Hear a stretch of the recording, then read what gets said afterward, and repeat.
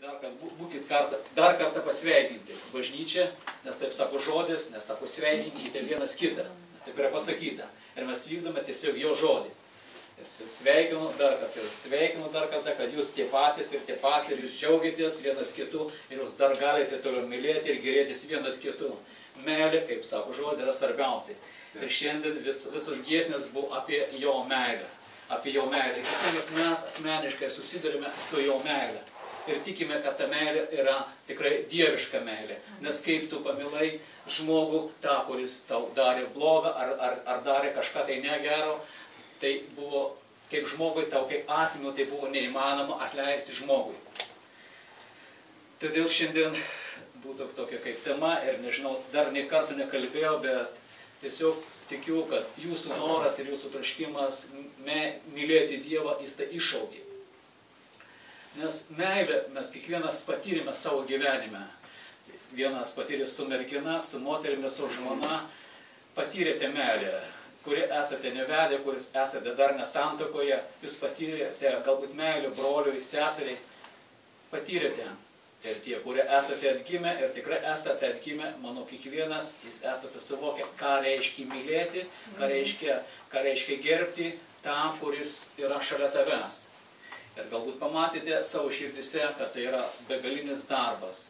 Mylėti žmogų, kuris yra nuodėmingas, kuris yra sužalotas, kuris dažnai elgiasi ne taip, kaip tavo atrodo, ar ne pagal tavo matymą ar įsivaizdavimą. Tu pastoviai gali būti tame ir būti nelaimingas ir gali būti liūdnas.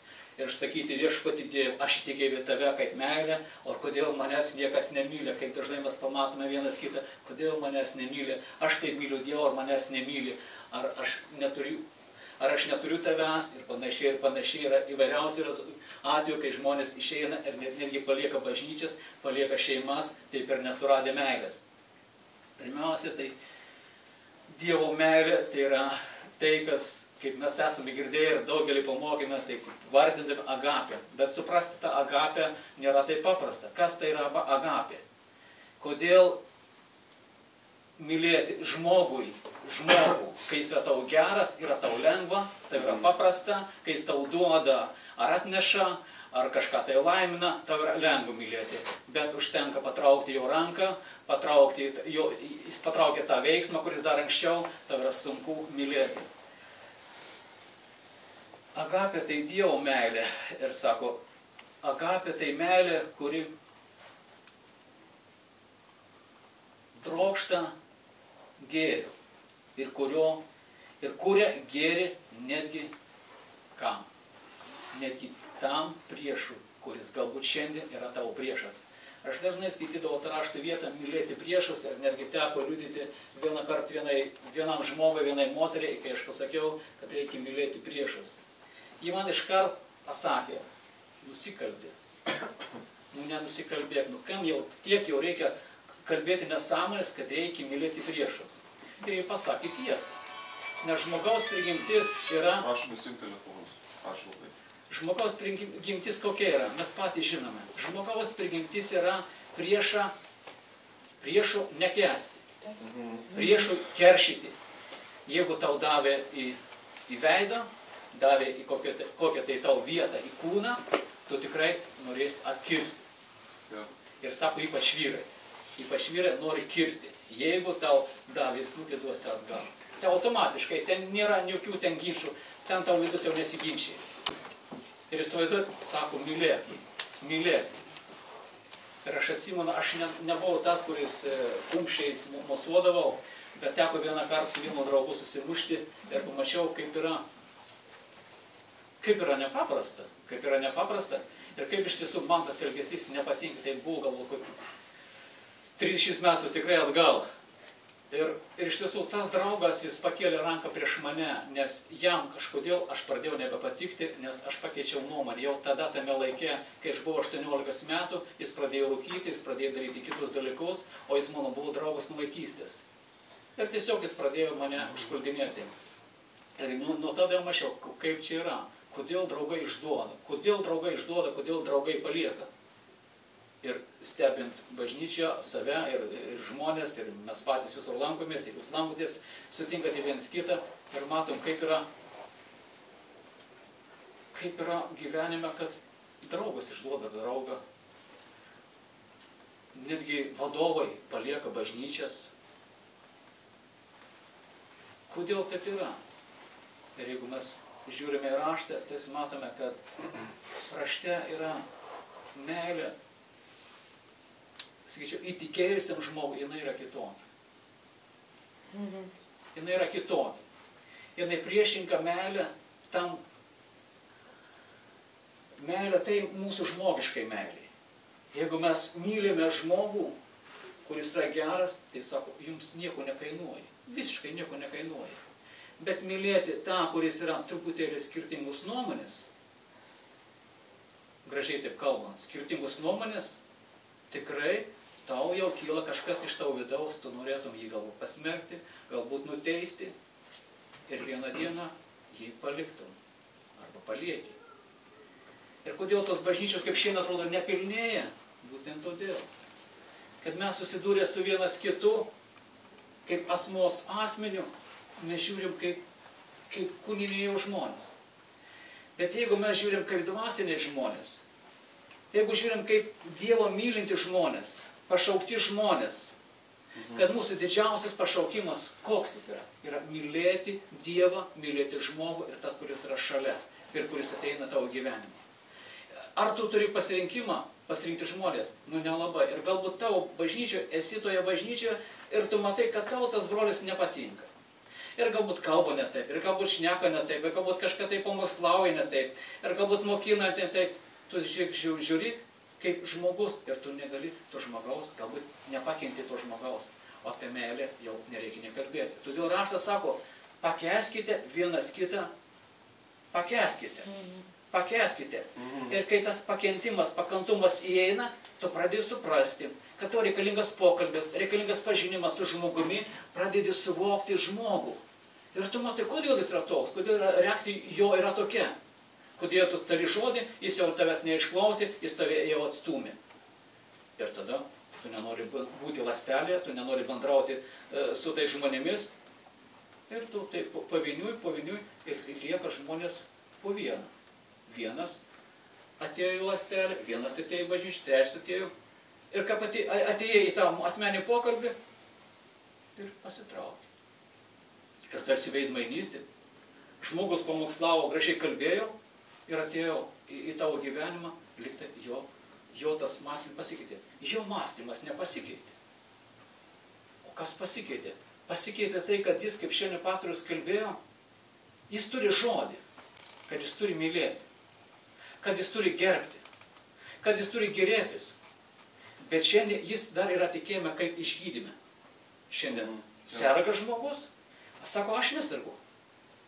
Nu, sergi, bet žinai, kad yra gydytojas, kuris tave gali išgydyti.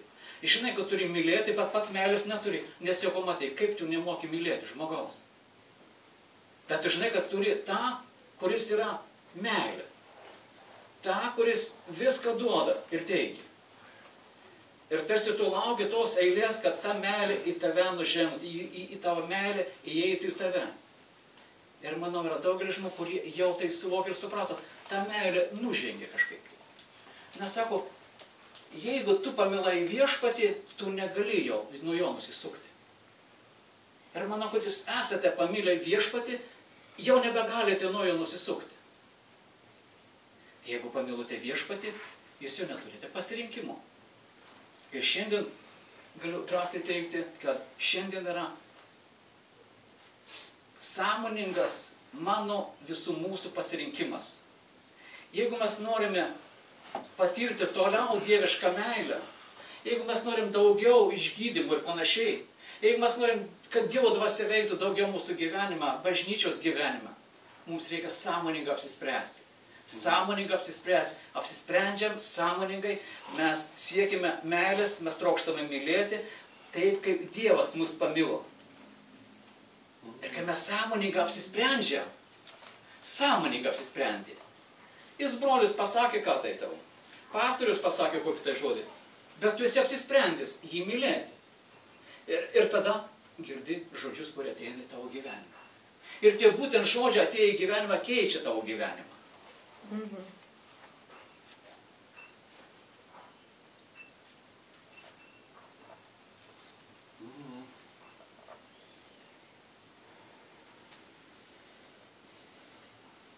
Tik su sąlyga.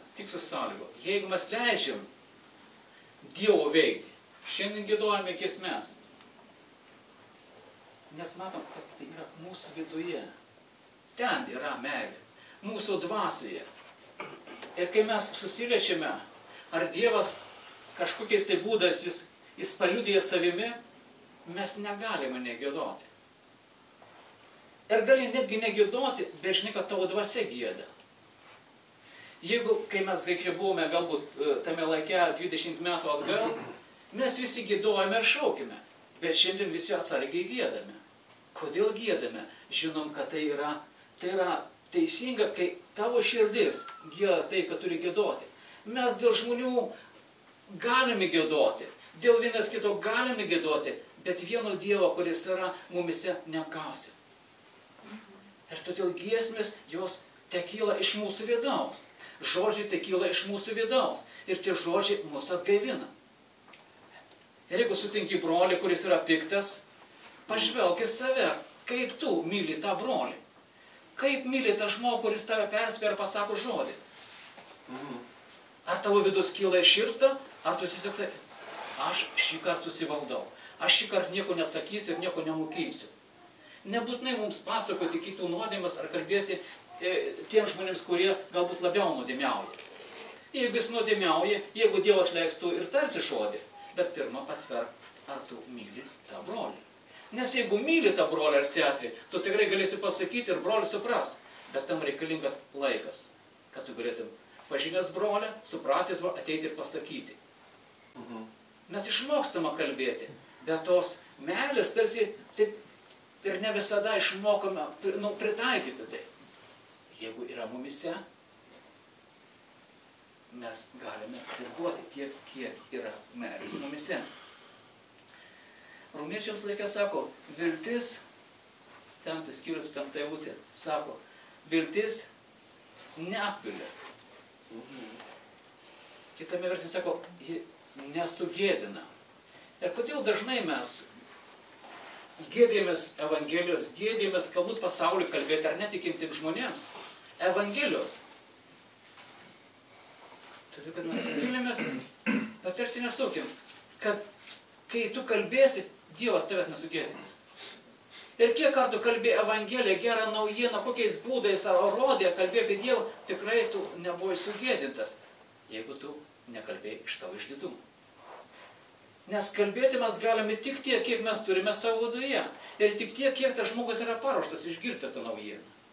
Ir jeigu žmonės yra paruošti, žmogus yra paruoštas, tu gali kalbėti drąsiai, su visa meilė, ir žmogus tikrai nebus nuviltas ir neapsivilsi pats. Sako, viltis neapvilia, negėdina, nes Dievo meilė yra išlieta mūsų širdise šventosios dvasios, kuri mums duota. Jie yra duota, tiesiog yra duota ir mes atgimę krikščionės, turėdami šventąją dvasią, mes negalim nemylėti. Negalim, tai yra įsakymas, mes negalim nemylėti vienas kito. Nesvarbu, kaip jis elgis, bet svarbu, kaip tu elgsi su juo. Ir jeigu mes visi nusistatysim, kad mes elgsimės kitaip, nes meilė taip pat turi būti ir jaučiama.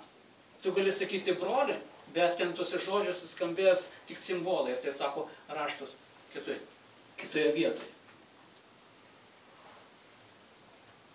Taigi, jeigu mes esame Kristaus vaikai, jeigu mes esame Dievo vaikai, mes esame patiktieji vaikai, kuriems patikėjo mums Dievo savo žodį, tai mes turime neužgesinti troškimo daryti gerą.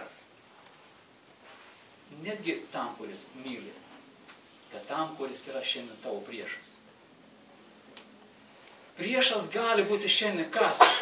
Nežiūrint jau į tuos priešus, kurie mes esame linkę kalbėti, musulmonai, arba galbūt gėjai, kaip yra šiandien Lietuva iškelti, jie taip pat nėra mūsų priešai. Mes galime laikyti juos priešais, bet noriu labiau pažymėti, kad priešas gali būti tavo šiandien brolis, kad priešas gali būti tavo šiandien žmona, tavo vyras, tavo vaikas, tavo anūkas, gali būti priešas ir dažnai tai būna. Kaip jis gali būti priešas? Todėl, kad jo nuomonė yra kitokia. Jis mano kitaip, jis mąsto kitaip. Ir reikalinga mano ir mūsų meilė, kad mes perduotum, jeigu mes turime meilę, kad ta meilė išsilietų. Nes sako, jeigu mes žodį kalbame, jeigu ateina iš Dievo dvasios žodis, ramybės dvasia nusileidžia. Bet jeigu mes norime įrodinėti, kam tai, kas bebūtų, koks būtų žmogus, kaip mes jį pavadintume šiandien ir kokį beįsivaizduotum baisiausią priešą, jeigu tu mylėsi tą priešą ir suvoksi Dievo principus, kad Dievas yra meilė, ir tu sakysi, pavedu aš tau save, kaip šiandien giedojame, pavedu tau save, naudok mane. Ir tikrai patirsi antgamtinį Dievo meilę, atiduodamas save tam, kuris tave labiau pažįsta ir davė meilę. Jis nereikalauja nei iš manęs, nei iš tavęs, kad mes savąją meilę, kuri yra duota žmogui, netikinčiam žmogui, netgi negarbinančiam Dievu, kad mes mylėtume priešus. Ir kalba mokytojas, kaip sako, kalbėdamas tą žodį agapė, tai Jėzus turėjo omeny tai, kad būtent tai yra meilė priešams. Ta meilė, kitokia meilė, jinai yra mylėti priešus, mylėti priešus. Ir tada sutikę, pamastykim, kas buvo tau paskutiniu laiku tau priešas. Kas tau sudrumstė ramybę? Dėl ko suabejojai? Ar dėl ko pastebėjai kiti žmonės abejoja? Kodėl vyrai palieka žmonas, o žmonas palieka vyrus? Todėl, kad tampa priešai. Susikirtų nuomonės. Girdėjot net turbūt nemažai atvejų, kai žmonės išsiskiria, niekada nebūna rimta priežastis. Iškyla koks tai burbulas, susiginčia ir tada pakyla. Jau nebe meilės šaltinis, bet ateina iš to šaltinio, kuris tikrai nėra dieviškas. Prasideda žodžiai, keiksmai ir įvairūs dalykai. Ir tada vietas kitam, galbūt pasako sudie, o galbūt ir nepasako ir palieka. Lygiai taip pat šiandien žmonės iš bažnyčios šiandien lygiai taip pat. Sėdi bažnyčioje 20 metų. Galbūt kiti daugiau, kiti mažiau. Ir pasako, nėra meilės. Einu lauk iš bažnyčios. Ir tai nėra teisinga, nes mes esam pašaukti, kad sėdėti bažnyčioje, daryti Dievo darbus, mylėti vienas kitą, rūpintis vienas kitu. Ir jeigu gali, atsakyk pats savo į klausimą, kuris yra pasakytas Jono Evangelijos 21 skyriui, nuo 15 iki 17 eilutės. Jėzus priėjo, paėmė duonos ir davė jiems, taip pat ir žuvies.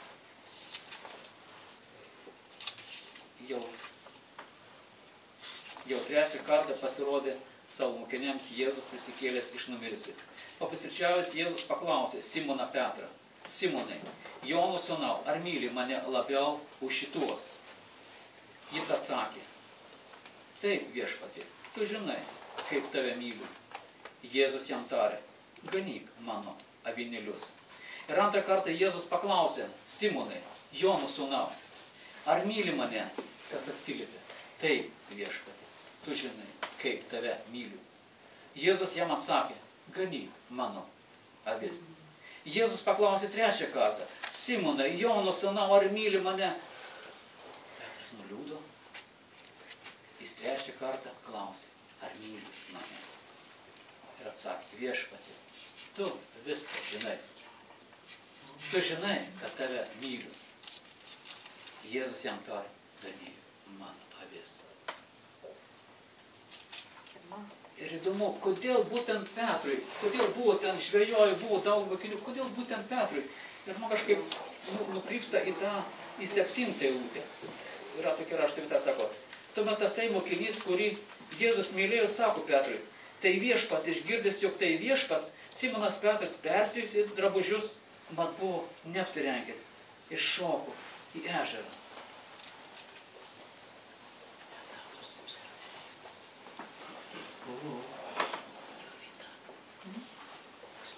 Tarsi viešpats pamatė jo širdies nusistatymą į jį. Jis pamatė tą savo nuogumą. Jis pastoliai vandenį. Ir dažniausiai, kai viešpats mus aplanko, mes tikrai bėgam ar norim bėgti nuo jo. Ir atsakyti šį klausimą nėra paprasta. Ne tik bažnyčioje, ne tik pamokslaujant. Jeigu tave šiandien viešpats klausia, ar tu myli mane? Kas pasakytų, kad nemyli? Visi pasakytų, mylim. Taip, mylim. Tai darbuokis. Ganyk avis. Antrą kartą klausia. Taip, mylim. Ir trečią kartą paklausė. Jau giliau pažvelgdamas į savo širdį. Tu žinai viską. Tu žinai viską, kodėl aš to nedarau. Tu žinai mano gyvenimą. Tu žinai mano mintis. Tu žinai, kiek aš myliu ir kiek aš garbinu tave. Ir kai jis pripažino,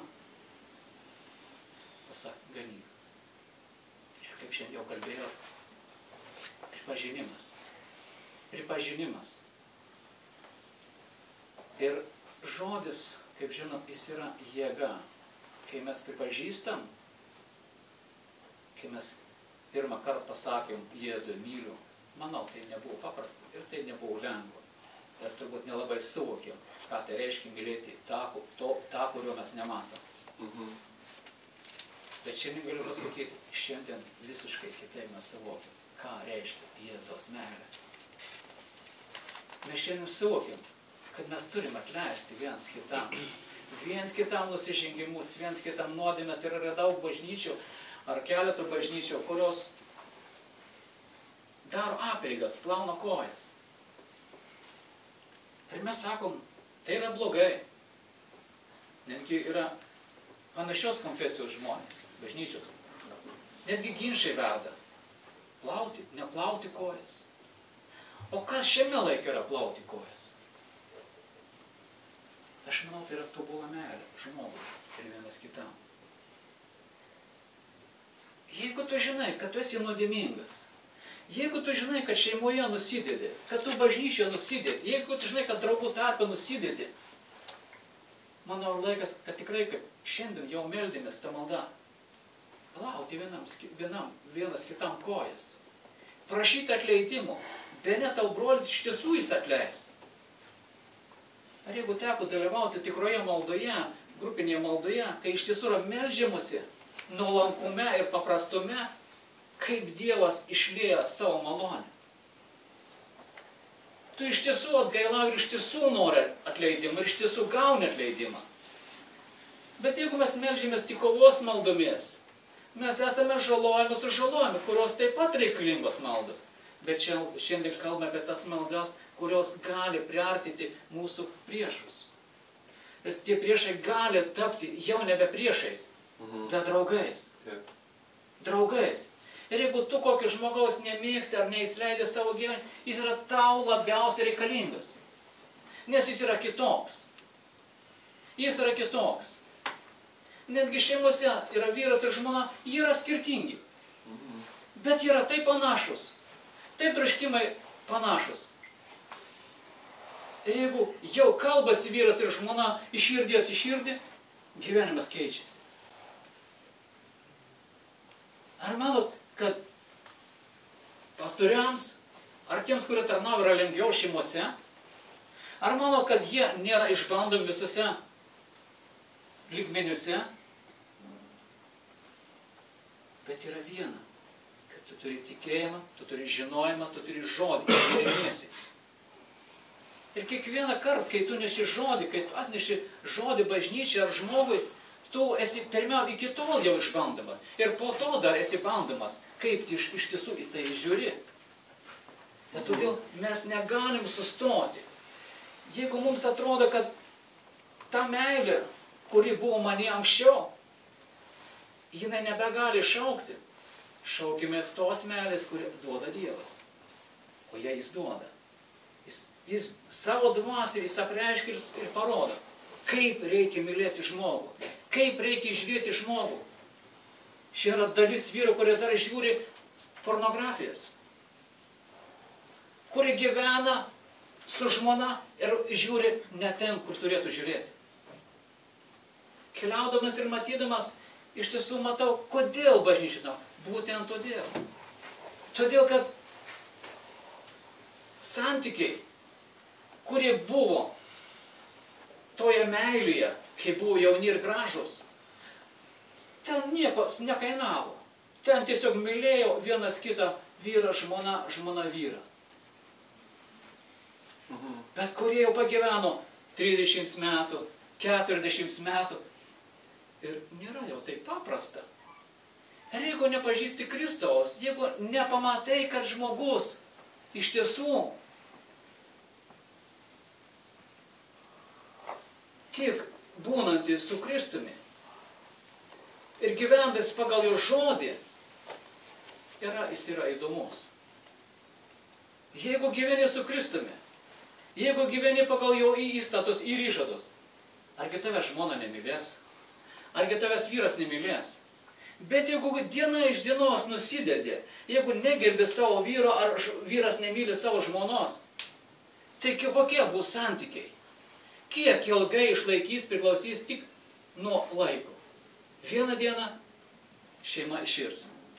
Lygiai taip pat bažnyčia. Jeigu bažnyčia žmogus sėdi bažnyčioje, ir jis vis nemato, vis dar uždengtos akis, jis vieną dieną įstrauks iš bažnyčios, paliks bažnyčią, paliks šeimą ir toliau kas laukia jo. Kaip raštas sako, tik pražūtingas gyvenimas. Manau, yra laikas, kad mes turime giliau pažvelgti krikščionybę. Kad krikščionybė, be šitos meilės jie nėra krikščionybė. Kas jeigu myli, jeigu jis yra tau geras? Bet jeigu pastorius tau pamokamą žodį, tu bėgi iš bažnyčios, atraukėsi nuo to žmogaus, kuris kalba tau žodį. Aš galiu šiandien atgailauti tik už tai, kad aš dažnai pataikaudavau žmonėms. Ir kalbi tai, kas žmogui patinka. Retai tai būna, bet būna. Daugiau asmeniškai. Nes tu nenori žmogaus sužeisti. Tu nenori žmogaus įžeisti. Nenori žmogaus nulaužti. Kaip sakė Jėzus savo žodį. Jis šiandien tą patį kalba. Jis nepakeistų žodį. Jeigu ateitų šiandien, jis nepakeistų žodžių. Ir todėl miela bendruomenė, myli žmonės. Iš tiesų, mes turime mylėti tuos, kurie kalba jums žodį. Kurie neša žodį. Taip kaip Paulius kalbėjo. Jeigu nėra meilės tiems žmonėms, kurie neša žodį, jūs niekada jų nesuprasite. Niekada jų neišgirsite. Visada būsite širdies teismuose. O patys pakliūsite į kalėjimus. Ten jau vargu išeisite. Būkime tie, kurie vykdome Dievo žodį. Būkime tie, kurie mylime tuos, kurie jums tarnauja. Būkime tie, kurie mylime, kuriuos turime šalia savęs. Jeigu tu turi jau žmoną ir gyveni 20 metų, ar turi vyrą, ar turi vaikus, niekada nemeluok savo, kad jie yra ne tavi, ar tu jų negali pamilti taip, kad turi pamilti. Visada mes būsime išbandomi. Visose meilės ryšiuose ir meilės santykiuose. Todėl mylėti priešus. Nemastykime apie kažkokias tai tautas. Šiuo atveju nemastykime apie kitas bažnyčias ar kitas šeimas, mąstykime apie save, kokie yra tavo priešai, ar myli šiandien. Ir pamatysi, kad bus šalia tavęs žmogus, kuris iš tiesų bus kaip tarsi tavo priešas. Jis elgiasi ne taip, jis kalba ne taip, jis mąsto ne taip. Ir kai pamatysi, pasakysi, atleisk, mes nusikam, einam pasikalbėti. Ir tada toje meilėje, toje dvasioje, mums bus gera šlovint ir garbinti. Nes kai Dievas atleidžia mūsų nuodėmes, mes jaučiamės gerai. Mes vaikštam tiesoje, mes vaikštam šviesoje ir ta šviesa mus padaro laisvus. Būkim sąmoningi, būkim sąmoningi. Ir be abejo, visas žodis, jis nėra prievartų žodis. Lygiai meilės žodis taip pat nėra prievartų žodis. Tai yra tiesiog karaliaus įsakymas, kad mes turime mylėti. Ir tai yra mūsų pasirinkimas. Nes vieną dieną stosime į akivaizdą. Ir jeigu mes nugalėsim, jei mes nugalėsim visus priešus, kaip nugalėjo Jėzus Kristus. Jėzus Kristus nugalėjo. Jis buvo nuleistas į pragarus. Ir ten nebuvo nuodėmės. Ten nebuvo nuodėmės. Manau, kurie jau gyvenam senokai krikščionybėje, mes žinom, kad anksčiau tarsi buvo kitaip kalbama. Niekas nebuvo kitaip kalbama. Tiesiog tada buvo vienas, kad mus viniojo į tos įstaigos, mus saugojo, mums sakė, patik Kristumi ir tu būsi išgelbėtas. Tai bus išgelbėtas. Bet šiandien sako, ženk tą žingsnį, meilės žingsnį. Plės Dievo karalystė. Plės Dievo karalystė. Išnešk iš tos karalystės, kuri yra tavyje. Nežiūrėk ir tą karalystę, kuri yra matoma.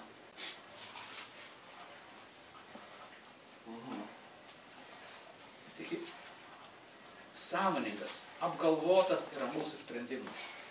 Ir mes turime apsispręsti, jeigu mes norim toliau, kad patirti laimingą gyvenimą, kuris yra aprašytas Dievo žodį. O Dievo žodis sako, jeigu tu tarnausi viešpačiui, Dievui, tavo gyvenimas senatvės bus kitoks. Jeigu tu vykdysi jo žodį, tavo gyvenimas bus kitoks. Ir kaip jau šiandien džiaugiamės negi matomais rezultatais.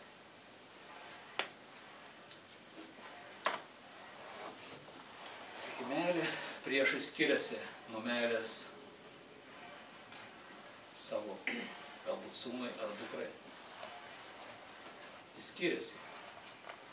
Bet kaip skaudu, kai tavo sūnus ar dukra ar kaimynas tampa priešu. O jeigu tavo žmona, argi tu turėsi laimingą gyvenimą, ar tu ateisi į bažnyčią, šlovins ir garbinsi Dievą, ar tu kelsi atvirą širdimi rankas ir šlovinsi tą Dievą, kuris yra vertas. Tiesiog tau nekils rankos, tu būsi nuliūdęs, pasimetęs, nes nevykdai Dievo žodžių. Kodėl raštas sako, kad vienas yra pašauktas iš šeimos? Ir kodėl vienas? Ir galėčiau šiandien atsakyti, tam, kad tu būtum stiprus Jėzui Kristui. Tu esi pašauktas vienas iš šeimos. Ir kai iš tiesų tu būsi stiprus, vienas, tu turėsi vaisių savo gyvenimą. Nes nėra žmogaus, kuris galėtų nenorėti būti mylimas. Pabandykim įsivaizduoti, ar tu nenori būti mylimas, ar tu nenori būti gerbiamas. Nori, ir visi norim to paties. O kas mus trukdo? Žmonių baimė.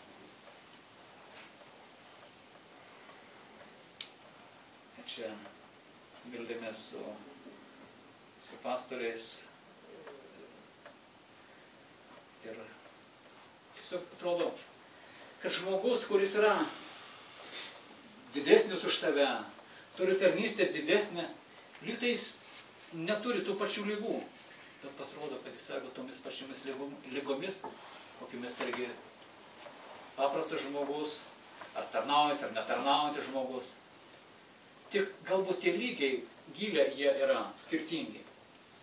Ir žmogus sako, turi žmonių baimę. O kas šiandien iš jūsų neturi žmonių baimės?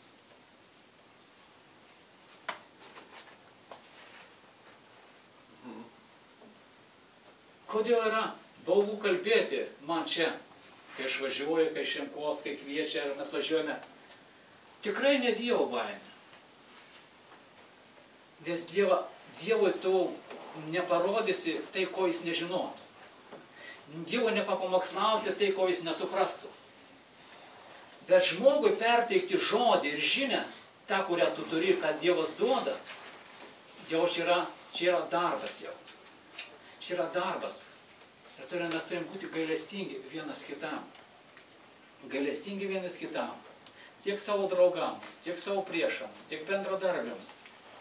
Kad Dievas išpildytų pašaukimą tavo kaip asmens gyvenime. Ir man tai tinka, kad iš tiesų žmogus yra egoistas, šiaip iš prigimties egoistas. Ir jeigu žiūriu iš to būtent taško, kad aš būčiau išgelbėtas, aš turiu gelbėti kitus. Aš turiu kalbėti kitiems, kad pats suvokčiau, kad pats suprasčiau. Ir jeigu tu tai darai šiandien, tu tikrai gali būti laimingas ir gėrėtis Dievu ir pats savimi.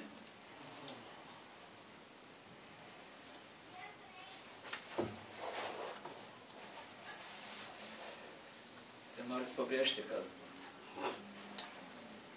tai yra mūsų pasirinkimas. Susirūpinti neišgelbėtais. Ar toliau gyventi, mąstydamas apie save, apie savo šeimą, melsdamės tik už savo šeimą. Ar tiesiog nori ir jau nori, kad ta ugnis degtų tavyje, būtų tavyje, kad pagaliau galėtum melstis už kitus. Matydamas ir mąstydamas apie savo gyvenimą, kad tavo gyvenimas jau yra jo išgelbėjimo plane ir jis niekada tavęs nebepaliks.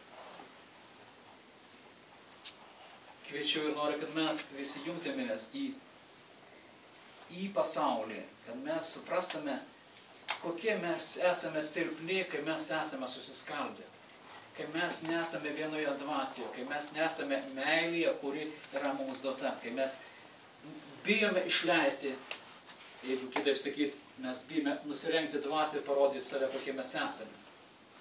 Ateik į Dievo akivaizdą, ateik į žmonių akivaizdą ir pasirodyk toks, koks esi. Toks, koks esi. Nes vieną dieną, turim suprasti, vieną dieną vis tiek mus pamatys.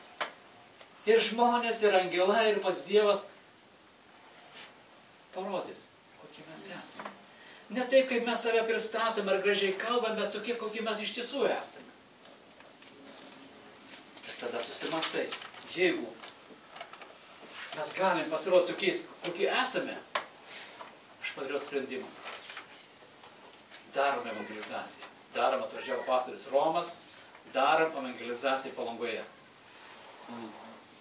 Kada buvo? Sakau. Ar buvo, ar bus? Ne, darysim. 21 ir jūs visi esate kviečiami. Rugsėjo 21. Supratau, kad nieko neturiu prarasti. Nieko nėra man ko prarasti. Laimėsime žmonės, nelaimėsime žmonės, esmė ne tame. Bet mes vykdysim Dievo žodį. Vykdysim tai, kas yra pasakyta. Eikite ir darykite. Eikite ir darykite. Kas padarys mokiniais? Mokytojai padarys jau mokiniais. Kiekvienas turi užimti savo vietą. Savo vietą Kristaus kūnui. Jeigu tau širdis dega dėl Evangelijos, jeigu tu myli Dievą, nes tu esi išgelbėtas ir suvoki iki širdės gelmių, eik ir sakyk, eik ir sakyk, eik ir kalbėk. Būk pasiruošęs.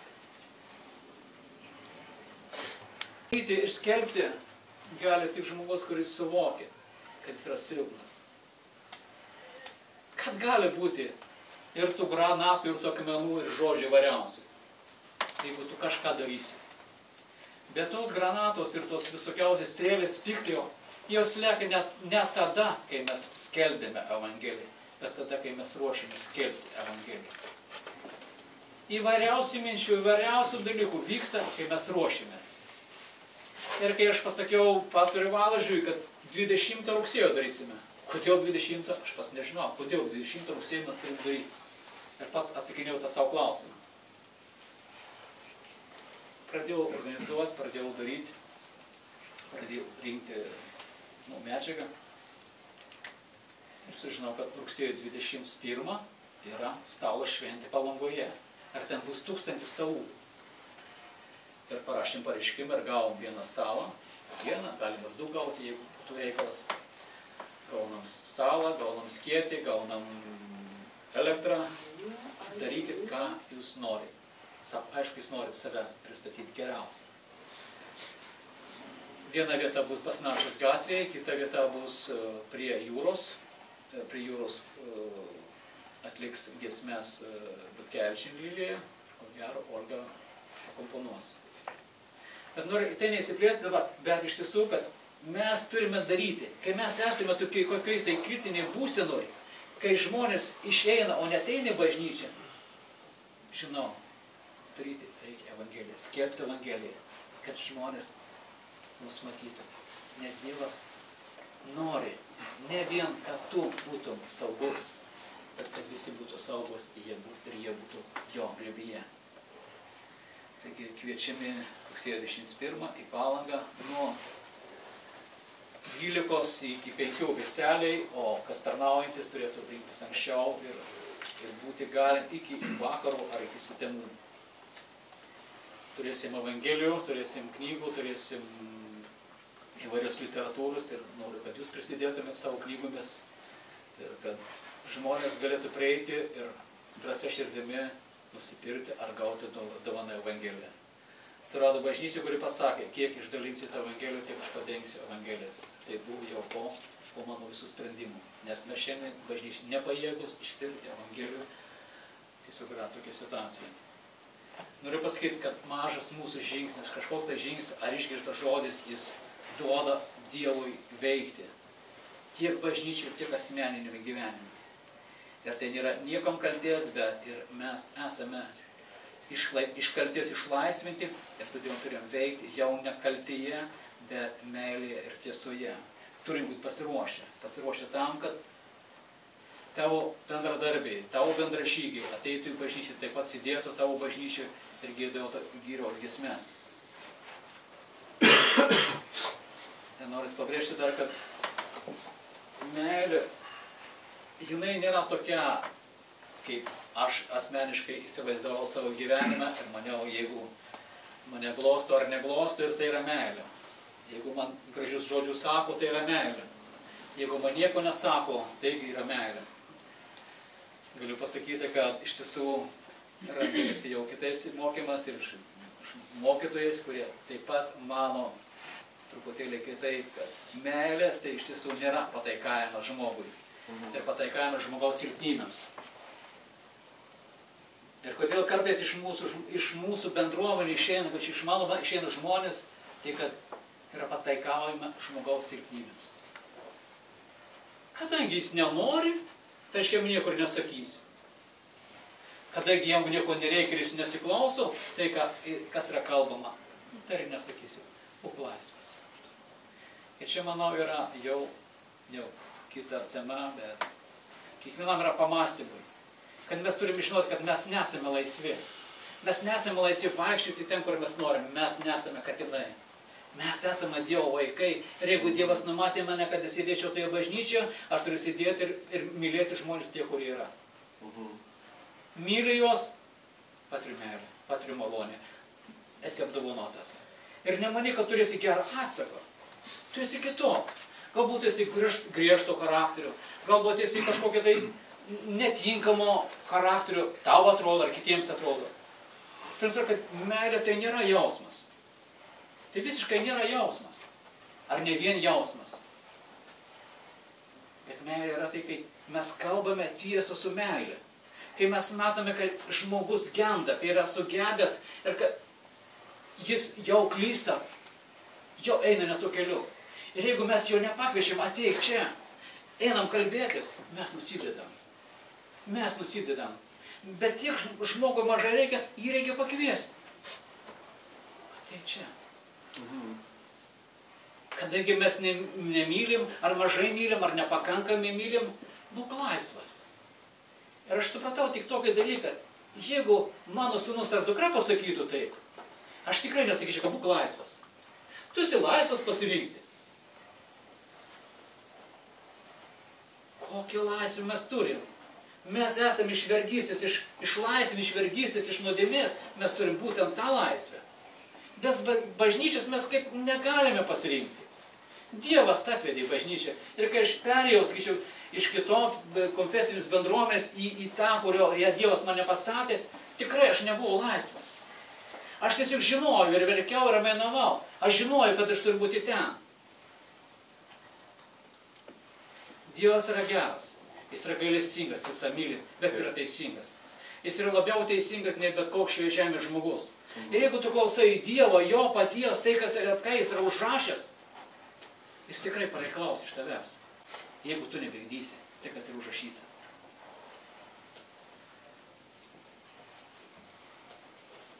Mes kartais sakom bažnyčioje, jis mane kontroliuoja, jis mane apriboja. Tai yra kontrolės dvasia, meldžiamės. Bet tikiu, kad jeigu aš kaip tėvas kontroliuoju, kur mano sūnus ar dukros vaikšto, kaip Dievas nestebės, kaip Dievas neperspės žmogaus ir nesugrąžins į tinkamą vietą. Be abejo jis kontroliuoja, be abejo jis stebi mus. Ir meilė, kai iš tiesų tu atsakai tam pačiam Dievui. Tu jauti širdies šaukimą ir tai raštas sako, kai aš šauksiu tave, atsiliep. Jeigu tu neatsiliepsi, aš užkietinsiu tavo širdį. Ir kai Dievas kviečia, ateik pas jį. Ateik ir būk jame, būk jo bažnyčioje, būk jo surinkimuose, būk maldose, nes Dievas numatė savo tvarką, savo hierarchijas, numatė pastorius, numatė ganytojus, kaip jį vadintum, bet niekada nesakyk, ganytojo, jeigu tu jo nelaikai išsiaiškink, kas yra tau, pastorius.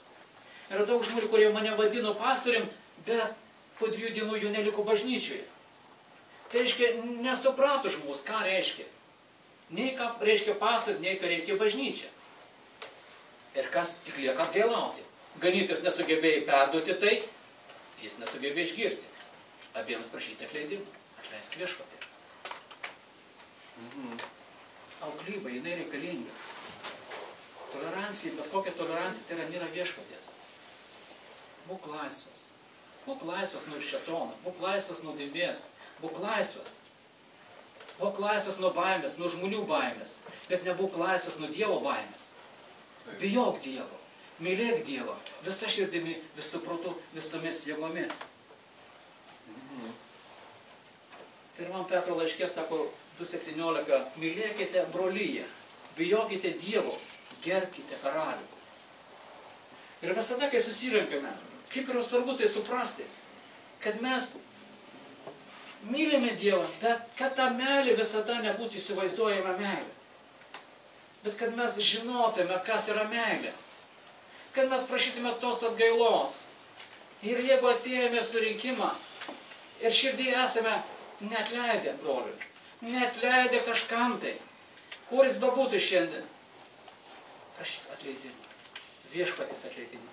Ir pamatysite, tas žmogus, kuris nebuvo bažnyčio, jis ateis pas tave. Ir jis kalbės kaip niekur nieko galbūt, arba atsiprašys. Viskas yra mūsų viduje ir mūsų širdėje, nes sako, meilė išlieta mūsų širdise. Tarnai, sako Petro laiške, tarnai, būkite pavaldus savo šeimininkams su visa baime, ne tik geriems ir švelniems, bet ir atžadariems. Kodėl tai? Vienas Dievas žino. Vienam reikia atžagarumo, kad jis pasikeistų. Kitam reikia švelnumo. Kaip statybininkas gali pasakyti, žinoti naujieną, jeigu fasadą klijuoja, yra tas toks specialus polistirolas ir jis slidus. Kad jis gerai priliptų, jį reikia pratarkuoti, kad jis nešoktų.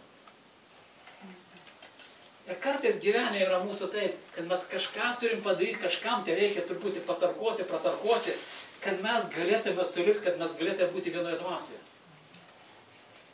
Nes visi mes to trokštam, visi to nori, būti vieno dvasioje, nes mes melžiamės ir giedame giesmes.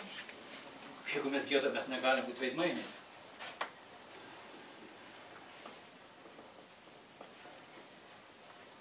Čia įsijungia tas gailestingumas, tas tikras gailestingumas, dieviškas gailestingumas, nes žmogaus gailestingumas, ką patyriau, iš tiesų tai yra Dievo išlikštus. Jeigu mes elgiamės kaip gailestingi krikščionys su žmogumi, ir jam nekalbame tiesos, o kažkur tai užkampį kalbame, ar apkalbame brolį, kad jis nusideda, ar jam nieko nepasakome, ar mes esame Dievo vaikai, ar mes esame tie, kurie mylime Dievą ir mylime žmogų. Nusidėjo žmogus. Pats pažvelk į save, kur pats padarai tą klaidą, kodėl jis nusidėjo, galbūt tu esi kaltininkas, kad jis nusidėjo. Galbūt tu kažką padarai šeimoje, kad tavo žmona, jinai pasikeitė. Ji tapo galbūt nešvelni, ar vyras nešvelnus, ar vyras neteisingas, galbūt esi kaltiningas. Ir kaip pradėžiu pasirodo, kad iš tiesų tai, ar viena situacija, ar kita situacija, tikrai pasirodo, tu neatlikai savo pareigos. Meilė yra ne vien jausmas, meilė nėra vien darbas, meilė yra geras jausmas, ir kurį mes norime, kurį mes labiausiai trokštime to jausmo, to gero jausmo, kad ateina brolis, apkabina tave, tu džiaugiesi, tu geriesi, kad ateina žmona, jinai kviečia tave, kad tu būtum su ja. Ar jums tai patinka? Tokia meilė jums patinka? Ateina krikščionė apsikabina, kai visa gvardija krikščionė apsikabina ir myli vienas kitą, tiesiog džiaugiasi vienas kitu, dėkoja už darbus padarytus ar nedarbus, tiesiog garbindami Dievą. Labiau turime pažinti vienas kitą, labiau turime subendrauti su vienas kitu, kad tikrai galėtume garbinti Dievą.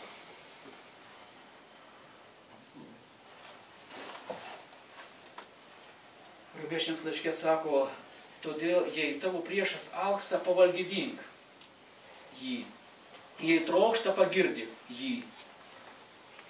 Už tai darydamas sukrausi žarijas ant jo galvos. Aleliuja. Ką reiškia tai? Šiandien bandžiau aiškintis, ką reiškia tų žarijos. Ar tai gerai, ar tai blogai, kad krauna žarijas. Ir pasirodo, buvo tais laikais, kai būdavo tie žarijų nešiotojai, būdavo tokie krepšiai, dėdavos ant galvos ir ten su žarijos. Tas gali išbirti, tas gali iškristi. Ir galėtume žiūrėti, kaip iš tiesų yra, kai mes neteisėme priešų, kai mes nekalbam savo brolių ar seserų, kas vyksta. Dievas rūpinasi. Dievas jom rūpinasi. Ir tos žarijos jam padeda pažvelgti savo gyvenimą. Nes mes savo teisim elgesiu kraunam žarijas. Ir būdamas netgi tarnu, netgi pačioje pradžioje aš mačiau, kaip atsargiai aš turiu kalbėti, kaip aš atsargiai turiu nenuteisti žmogaus, kuris man padarė blogą. Žinau, kad nebus jam gerai. Bet yra dalis, kai mes turime teisingai kalbėti, teisingai nusistatyti savo širdį, kad žmogus galėtų iš tiesų pamatyti tai, ką jis daro blogai ar netinkamai. Taigi žarijos jos padeda. Jos padeda mums vaikščioti tiesoje ir meilėje. Jos padeda. Bet tai mūsų to gali neįvykti. Mes turim pavesti save, kaip mes kiekvieną sekmadienį ar dieną ar vakarą mes pavedam save. Dieve, naudok mane. Nes naudojimas taip ir prasideda, kai tu atiduodi save. Kai tu sakai, taip viešpatie, aš darysiu tai, ką tu man duosi šiandien. Aš aplankysiu ligonį, kai tu man parodysi. Aš pakelsiu praeivį, kai aš jį pamatysiu. Aš pavešiu, kai jis gulės pakelyje. Tai yra darbas, tai yra didelis darbas pačiam su savimi ir iš meilės pakelti žmogų. Ir galbūt bus Basanavičiaus gatvėje, kurie gulės kažkur tai, ar bus kažkas, tai kažkas įvyks, galbūt tau sakys kokios tai negerus žodžius. Bet ką tu atsakysi ją? Ir jeigu tu pakelsi tą meilę, kur yra tavo dvasioje, tikrai jis pakils ir gerėsis. Ir nesupras, išvalgys iš šoną, kas įvyko mano širdyje. Pirmas Tesalonikiečiams sako, žiūrėkite, kad nei vienas net mokėtų nei vienam piktu už piktą, tiek savo tarpe, tiek prieš visus. Ir tai yra meilė.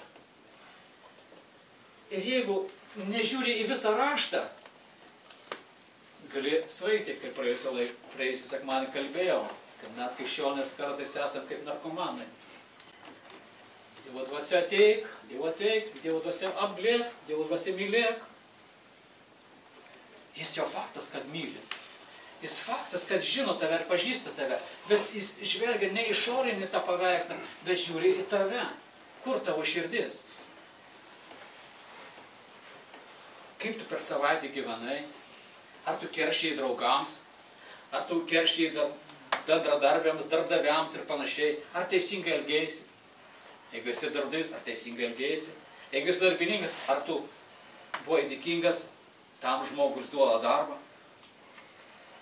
Išėjimo knygos sako 23:5 eilutė. Jei pamatysi tavęs nekenčiamojo asilą, gulinti po savo naštą ir norėsi susilaikyti nuo pagalbos jam, tu tikrai pagelbėk jam. Nežinau kaip jums, bet įsivaizduok, turi savo priešą, kuris tau vakar padarė kiaulystę kokią tai. Ir tu matai, sugedo mašina, ir ten guli, ten lietus lyja, šaltis.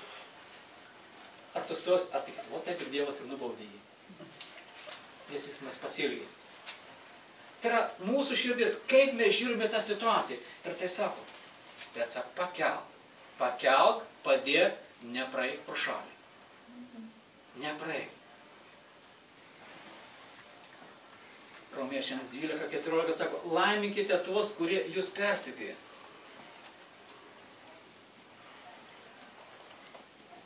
Nekeikite. Manau, šiandien mes gal nekeikime jo. Nekeikime tų žmonių, kurie kitokie, kurie yra kitos orientacijos. Mes jau juos mylime, mes juos pakenčiame. Ir kaip krikščionys turėtume melstis, kad Lietuvos įstatymai būtų teisingi. Kad mes nebūtume tie, kurie bijome pasakyti tiesą, kuri yra rašyta romiečiams laiške. O tiesa yra tokia, kad Dievas pamilo. Dievas pamilo pasaulį ir atidavė viengimį sūnų. Ir jeigu šauksis Viešpaties vardą, jis bus išgelbėtas, kokios jis bebuvo orientacijos. Ir einame prie Luko Evangelijos. Taip yra pasakyta. Tėve, atleisk jiems, nes jie nežino, ką daro. Nes jie nežino, ką daro. Nes jie nežino, ką daro. Jeigu tie žmonės, kurie daro paradus, moterys, vyrai, kas jie bebūtų, su kom jie begyventi ir kaip benorėtų gyventi, faktas tas, kad jie nežino Dievo žodžio. Jeigu jie žinotų Dievo žodžio, ar jie taip elgtųsi? Tikrai jie kampe, kaip sako raštas, melsiu susidaryti ir šauktis, Dieve, gelbėk mane, aš esu toks, kaip tau nepatinka. Galbūt tėvai melstusi, žinodami, kad jis yra kitoks, ir jie būtų išgelbėti. Bet jeigu mes teisėme juos, nekenčiame jų, negalim atleisti, nes jie yra kitokie. Čia yra viena nuodėmė. Bet yra daug nuodėmių, kurios mums patiems nepatinka ir mes, kaip žmonės, nesame susilieti. Bet tie žmonės, kad ir girtuokliai, jie yra susilieti su ta girtumo, girtukliavimo dvasia, kurios jie negali valdyti. Matau žmonės gyvenančius girtuklystėje, kaip jie nori to nedaryti. Bet jiems neišeina. Lygiai taip, kaip ir šiandien krikščionis sako, aš turiu tokį pyktį, kurio negali suvaldyti. Kom jis skiriasi tas, kuris turi pyktį ir tas, kuris negali girtuklystę suvaldyti? Sunku pasakyti, kom jis skiriasi. Gyvenimas jų skiriasi. Jiem yra duota tai kažkaip pakelti ir išsiaiškinti. Kitam yra kita. Ir kai mes žiūrime, kad visi esame nuodėmingi, visi esame iki vieno nuodėmingi ir nei vieno nėra teisaus be Jėzaus Kristaus, mes galime džiaugtis gyvenimu, džiaugtis savimi, kad mes esame išgelbėti ir džiaugtis tais, kuriuos mums Dievas duos, kad mes būtume dalininkais. Yra žmonių, kuriems reikia Kristaus šiandien. Yra žmonių, kuriems reikalingas mokymas, reikalinga tavo žinia, tavo pažinimas reikalingas. Leisk, kad tavo dvasia, tavo siela, kūnas būtų pavesta jam iš tiesų ir jis galėtų tave naudoti. Mes turime tą pavyzdį, mes turim Stepono pavyzdį, kaip sako, jis taip pat šaukėsi Viešpatie, Viešpatie.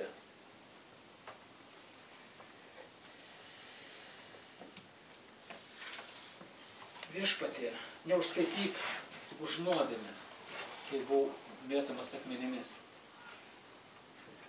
Neužskaityk. Ar mes šiandien šaukėmės dėl kitų, kad jų nuodėmės nebūtų įskaitytos. Tie, kurie mus žemina, tie, kurie mus skaudina, ar juos paliekame, kaip sako, tokia yra Dievo valia. Nemanau, kad Dievo valia, kad būtų nors vienas žmogus žeminamas šioje žemėje. Dievo valia yra, kad žmogus būtų pakeltas į priešų akivaizdą ir būtų jo vardas pagarbintas.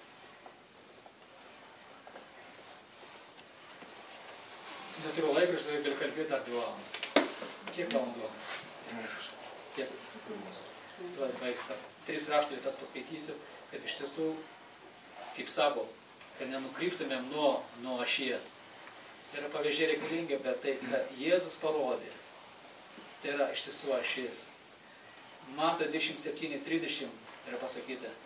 Ir jie spjaudė ant jo galvos ir paėmė nendrę ir smogė jam per galvą. Spjaudė ant jo. Spjaudė ant jo. Įsivaizduokim save. Kaip tai turi atrodyti? Man nespjaudė ant galvos, bet mušė per galvą. Ir žinau, ką tai reiškia. Ir žinau, kad tai nėra išaukštinimas, bet žinau, kad yra pažeminimas. Bet kai tau daro, tu išgyveni ir suvoki, kad Jėzus padarė viską, kad tu priimtum tą pažeminimą. Jono 18:22 sako, parašyta taip. Vienas iš šalia stovinčių pareigūnų sudavė Jėzui rankos delnu, sakydamas. Ar tai atsakai aukščiausiame kunigui? Šiandien man toks labai tinka pavyzdys šiandieninėme laike, kai žmonės sako, jie gali viską, pastorius negali nieko ir panašiai, kad jis negali barti, jis negali perspėjimų duoti. Įsivaizduok, pastorius tau viso akivaizdai duotų, tau jantausi. Ar tu ateitum į bažnyčią? Aš suabejočiau, ar tu ateitum į bažnyčią, jeigu gautum antausi. Todėl, kad nieko negali šioje žemėje įvykti, tai ko Jėzus nebūtų užrašęs savo gyvenimo knygui. Nieko negali įvykti tavo gyvenimą, ko tu negalėtum pakelti. Nes jis numatė tave šioje žemėje, kad tu pakeltum viską. Ir kai tu sakai, kad Dieve, gelbėk mane, aš vienas, tai vargšas toks, panašiai, žinok, ne vienas, visi vargšai esame mes, be viešpaties Jėzus Kristaus. Ir tai sako, kunigų knygos sako, nekeršyk, nei.